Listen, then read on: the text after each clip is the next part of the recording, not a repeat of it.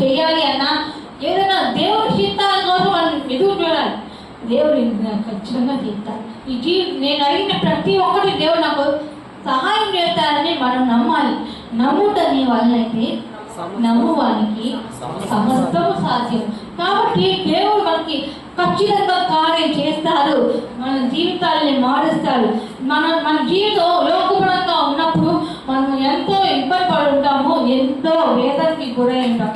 కానీ దేవుడు చెప్తున్నారు, నీవు ఎప్పుడైతే నా వైపు తిరిగావో ఆ దినాన్ని నీ జీవితాన్ని నేను మార్చివేశాను. నీవు నా ముందు నా పక్కన ఎప్పుడైతే ఉంటావో, నేను చెప్పే మాట ప్రకారం నువ్వు ఎప్పుడైతే జీవిస్తావో అప్పుడు నీ జీవితాన్ని నా ఇష్ట ప్రకారంగా నేను మార్చుకుంటాను.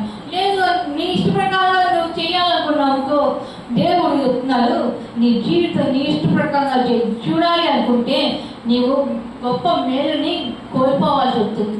కాబట్టి మన జీవితం ఎంతో గొప్ప శిఖరమైన మేలుని మనం చూడాలి.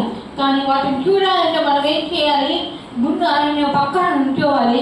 ఆయన మాట ప్రకారంగా మనము జీవించాలి. ఎప్పుడైతే ఆయన మాట ప్రకారంగా మనం జీవిస్తామో, ఆయన ఏదైతే చెప్పమంటే ఆ ప్రకారం మనం చెప్తేనే దేవుడు మన పక్కన కార్యం చేస్తారు. ఇది చెప్తున్నాం కదా, సత్యాన్ని అనుసరించే వారు ఎన్నటికీ సిగ్గుపడరు. మనం ఎప్పుడైతే సత్యం ప్రకారంగా సత్యం ఏదైతే సత్యాన్ని చెప్పినప్పుడు మనం ఎప్పుడు కూడా సిగ్గుపడరు.